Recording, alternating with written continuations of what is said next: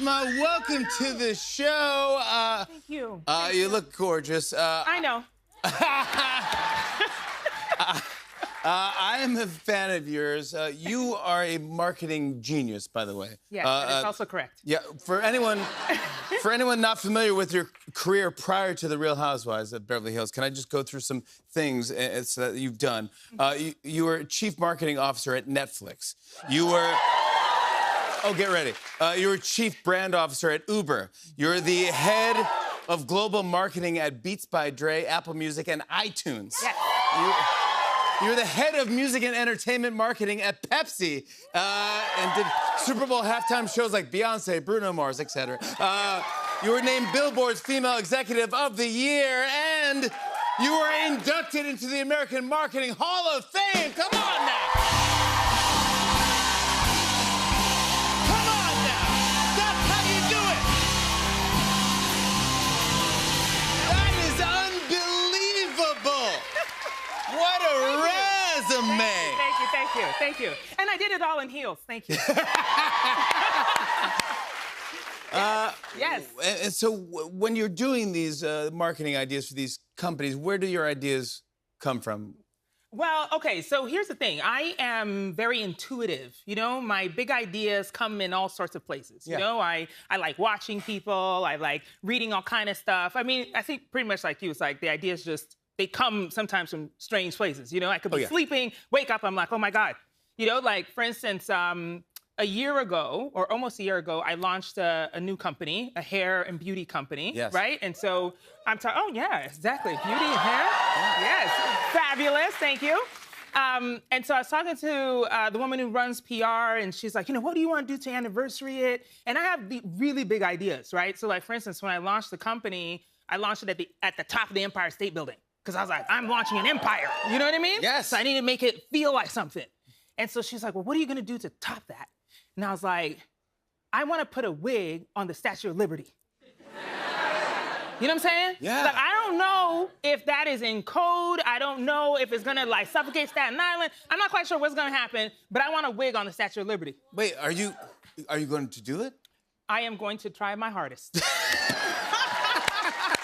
That's the only way to top. That's the only way to start, like, top the Empire State Building, because what else am I going to do, you know? And it's such a good idea. I mean, it's a good idea, It's a fantastic idea. Yeah, exactly. And give the Statue of Liberty some love, too. You know what I mean? And come nobody's seen a Beyonce fan, like, you know, what's going to happen. A giant Beyonce fan at the Statue of Liberty? That's correct. Tresses just blowing. Yeah. It'll be beautiful. But when you have this career and you worked with everybody, I know a little bit about you, and I know that you started, like, everyone temp job, Yeah. and then you get a call from Spike Lee. Yes. That they're like, hey, his assistant just left. He needs one today. Yeah. Well, it was really crazy because I ended up in New York because I was taking a year between what I thought was going to be my medical career and, you know, what was going to be out in the big bad world. And when Why New York?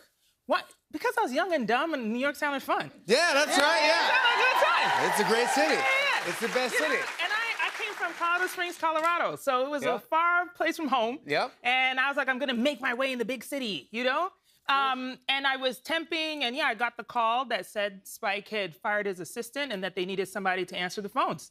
And so I went in there, you know, day one, bright-eyed, bushy-tailed, ready to answer the phone like a champion. Yeah. And he was walking by, and he was carrying a script under his arm. And the thing is, I was also very, I was a know-it-all. You know, somebody who just thought she was just so brilliant. You know what I mean? Well, you are. I am. Thank you. Yeah, you Thank are. You for saying so. Yeah, you are. Yeah. And because alongside my pre-med courses in college, I also took African American history and literature. When I saw that he was writing something, I was like, oh, I want to read it. You know, maybe I can give him some notes. And so, I know. And so I asked if I could read his script. Yeah. And then I took like an actual red pen to it. And I made Spike notes. Lee. Yeah, I made notes to diction, character development, like all kind of stuff. He'll tell you the story now. Like, it was so outrageous. And did he flip out, or was he like, "Who are you?" Well, everyone in the office didn't breathe, you know, as he took the notes back to his office, and I was sitting there with my purse in my lap, like, "Oh my God, I'm getting fired today," you know? Yeah. And he came out and he was like, "You know what? You made some good notes. You should stick around." No way. Yeah. And that's coming from Spike Lee, who's the best. That was my first job. And you know what's so amazing about that is that, of course, like, you know, all these years later, we're still friends. 25 years later, still friends. And when I was getting inducted into the Marketing Hall of Fame, he did one of the intro videos, you know, and he said that he knew on day one that one day he would be working for me. And it so happened that when I was the CMO of Netflix, we also gave him an overall deal. So it kind of came true. You know what I mean? Isn't that fantastic? Yeah, amazing, amazing. So how do you end up on The Real Housewives? And what made you think, like, oh, that's my next move? You know, I don't know that I have a linear answer to that, because everything that I've done in my career, it's like people look at it and, you know, read off a resume and it sounds so strategic. Like, oh, you did this, and you did that, and you did that. But that's not really how my decisions are made. Like, it really is intuition. Like, I have been in many rooms in which I've disrupted the space. You know, one because I'm Black, one because I'm a woman, and also because I have really brilliant ideas, you know? Yeah. But it doesn't, thank you, yeah. And it doesn't, I've never been intimidated by spaces that maybe other people didn't think I should be in. Yeah. And reality TV is one of them. I'm like, I'm here to disrupt it.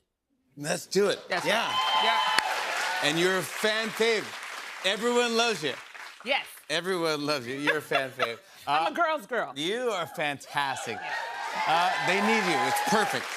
I want to show everyone a clip. Here's Bozoma St. John in The Real Housewives of Beverly Hills. Take a look at this. I texted Kyle in the moment, girl. And then afterwards, I gave her a full report. But for me, it felt like... A 3.5 minute long voice note. I really did. I know. It was a real podcast. Hey, babe. Okay, so full report. She is definitely not cute. I mean, look, if you're gonna do this, you gotta get like the cutest girl on the planet, right? Actually, the entire time that I was sitting there and they were there, I was just dreaming up scenarios where I could just push them into the water. Let me know what you want me to do, because I will run up on a man. And there you have it. Now that's being a girl's girl. Exactly. Come on. Bozoma St. John, everybody. The season finale of The Real Housewives of Beverly Hills airs tomorrow at 8 p.m. on Bravo and streams the next day on Peacock. We'll be right back with a performance from Nathaniel Rateliff and the Night Sweats. Stick around, everybody.